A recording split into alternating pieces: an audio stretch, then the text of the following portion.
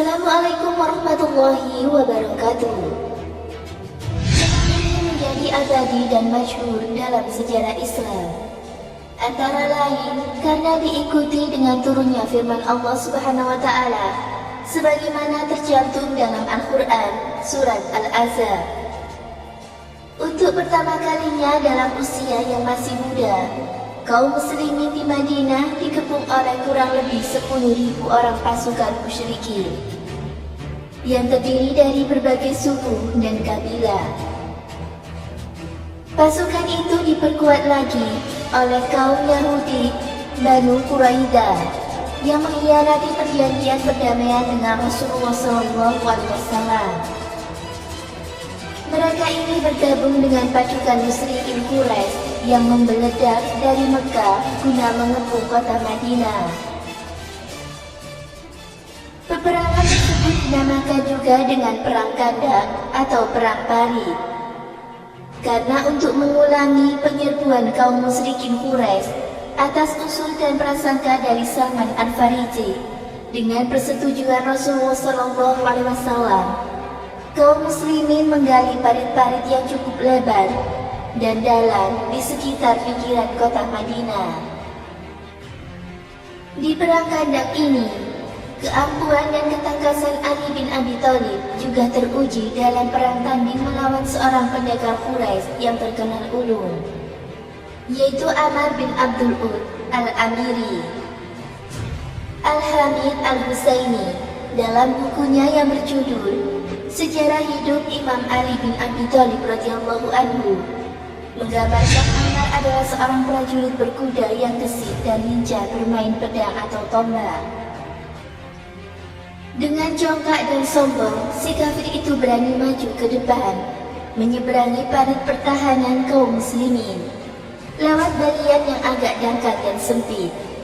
Sambil membanggakan kebolehannya mengendalikan kuda, ia berteriak menantang, "Hai, apakah tidak ada seorang pun yang berani keluar untuk bertanding?" Tantangan dari seorang jagoan yang garang itu tidak ditanggapi oleh pasukan muslimin. Kaum muslimin banyak yang mengenal siapa Ammar bin Abdul Ud itu dan betapa tenar namanya sebagai pendekar yang mahir duel satu lawan satu. Setelah melihat kenyataan tak ada seorang pun yang menanggapi tantangan Ammar, Ali bin Abi Thalib tidak tahan lagi menahan perasaan geramnya. Ia segera berdiri dan berkata kepada Rasulullah, "Ya Rasulullah, biarkan saya yang menandingi dia." Rasulullah SAW yang mengetahui benar Ammar itu seorang pendekar yang keriam makan garam perang tanding, beranggapan bahwa Ammar bukanlah tandingan bagi Ali bin Abi Thalib yang baru berusia kurang lebih 30 tahun. "Duduk sajalah engkau, dia adalah Ammar," ucap Rasulullah. Di sisi lain, karena tidak ada juga jawaban dari pihak muslimin, maka Ammar yang beringas itu berkoar lagi, "Mana itu surga yang akan kalian masuki bila kalian mati terbunuh, ha?" Ejakan itu terasa seperti sepilu yang sangat mengiris-iris hati kaum muslimin, tetapi mereka tetap diam. Dengan darah muda yang mendidih laksana lahan yang menyembur dari kepundan, Sayyidina Ali bin Abi Thalib tidak tahan lagi menahan gejolak hatinya yang mendengar penghinaan yang sangat menyakitkan itu. Ia mendesak lagi kepada Rasulullah, "Biarkanlah saya yang menghadapinya ya Rasulullah." Tetapi Rasulullah kembali memerintahkan supaya Ali duduk dan tenang, sebab yang akan dihadapinya bukan sembarang orang. Dengan perasaan yang sudah terbakar dan dengan nada gemas, Ali berusaha meyakinkan Rasulullah bahwa ia sanggup melawan dedekot kaum musyrikin itu. "Biar Ammar sekalipun ya Rasulullah." Mengingat akan Ali bin Abi Thalib yang begitu bulat dan mengingat pula begitu perlu membangkitkan keberanian kaum muslimin, akhirnya Rasulullah memberikan izin dan restu kepada Ali untuk tampil ke depan. Dengan hangat Ali menyambut persetujuan dan izin Rasulullah. Ia segera meloncat ke depan menyongsong tantangan seorang lawan yang bukan sembarangan. Dengan mengenakan baju besi dan menghunus pedangnya yang tersohor dengan nama Zulfikar, Ali maju dengan ayunan langkah yang tegap dan diiringi doa Rasulullah SAW. Ya Allah, dia adalah saudaraku dan putra pamanku. Janganlah engkau biarkan aku seorang diri tanpa dia. Sesungguhnya, engkau tempat aku berserah diri yang sebaik-baiknya. Setelah berhadap-hadapan dengan Ammar, tanpa perasaan gentar sedikit pun, Ali bertanya kepada Ammar, "Hai Ammar, bukankah engkau pernah berjanji bahwa engkau akan menerima ajakan seseorang dari Quraisy untuk menempuh salah satu di antara dua jalan hidup?" "Ya," jawab Ammar dengan singkat dan angkuh. "Engkau kuajak ke jalan Allah dan Rasulnya, ke jalan Islam," lanjut Ali. Kata-kata Ali itu diucapkan dengan suara lantang yang memecahkan kesunyian garis pertempuran. Hampir semua mata pasukan yang siap tempur tertuju kepada dua sosok tubuh yang sedang berhadap-hadapan.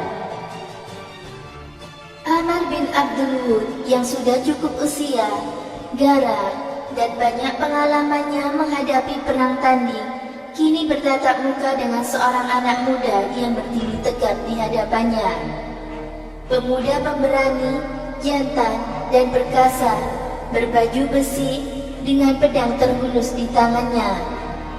Sungguh anggun kelihatannya. Konfrontasi antara dua orang itu melambangkan konfrontasi dari dua kekuatan yang berlawanan.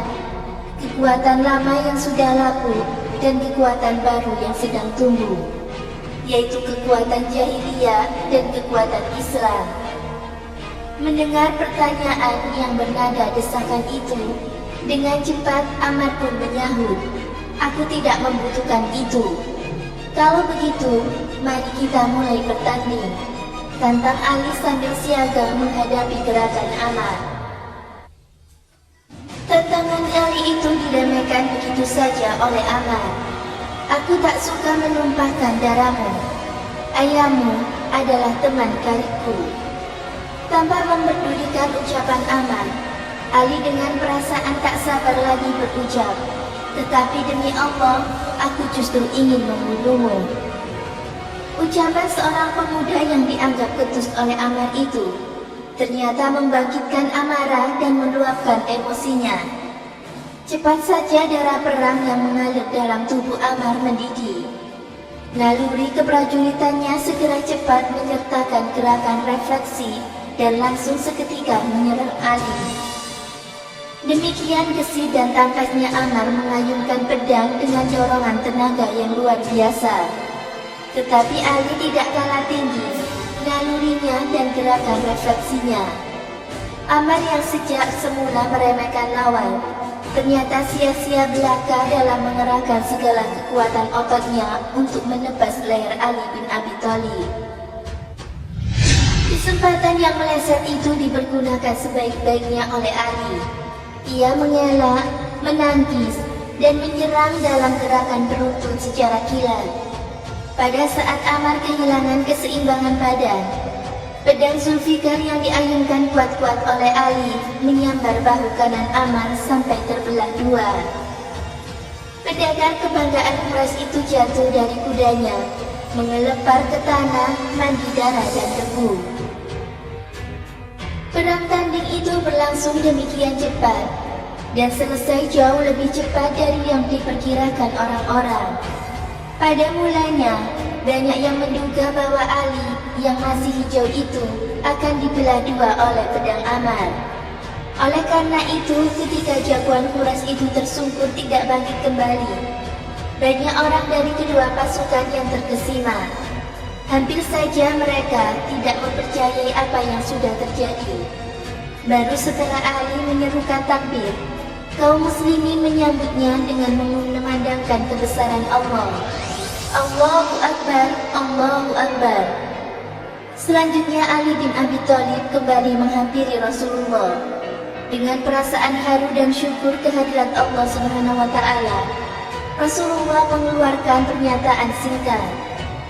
Perang tanding yang dilakukan oleh Ali bin Abi Thalib melawan Aman itu merupakan perbuatan paling mulia yang dilakukan umatku sampai hari kiamat. Terbunuhnya jagoan Quraisy itu masih belum menyelesaikan jalannya perang Khandaq, namun cukup menimbulkan kegoncangan yang hebat di kalangan pasukan penyerbu. Semangat pasukan penyerbu makin merosot setelah harapan mereka untuk dapat menerobos parit makin tipis. Dalam keadaan seperti itu, terjadilah angin ribut dan hujan deras diiringi suara petir sambar menyambar. Kemah-kemah dan perkakas-perkakas masak kaum musyrikin berterbangan dilanda angin kencang. Kubu pertahanan mereka menjadi porak-poranda, dan banyak sekitar di antara mereka yang tak tahan menghadapi tekanan udara dingin. Di tengah-tengah hembusan angin puyuh seribut itu, Abu Sufyan dalam perang Khandaq itu bertindak selaku pimpinan pasukan penyerbu, berkata kepada anak buahnya, "Saudara-saudaraku, kita tak perlu lama lagi tinggal di tempat ini. Banyak kuda dan unta kita yang sudah binasa. Bani Quraidah sudah tak menepati janjinya lagi kepada kita. Bahkan, kita mendengar hal-hal dari mereka yang tidak menyenangkan hati. Ditambah lagi, kita menghadapi angin kencang begini ributnya. Maka, untuk itu, lebih baik kita pulang saja. Aku sendiri akan berangkat pulang." Di tengah-tengah angin puyuh yang begitu kencangnya, Abu Sufyan dan rombongannya segera bergerombol meninggalkan tempat dan kembali ke Mekah. Keesok harinya sudah tak ada lagi seorang Quraisy atau Yahudi yang masih tinggal. Semuanya sudah jauh dan meninggalkan parit. Rasulullah bersama kaum muslimin lainnya dengan tenang kembali ke tempat kediaman masing-masing. Semuanya memanjatkan syukur sedalam-dalamnya kepada Allah Subhanahu wa Ta'ala yang telah menghindarkan mereka dari mara bahaya. Semoga bermanfaat. Wallahu a'lam bishawab.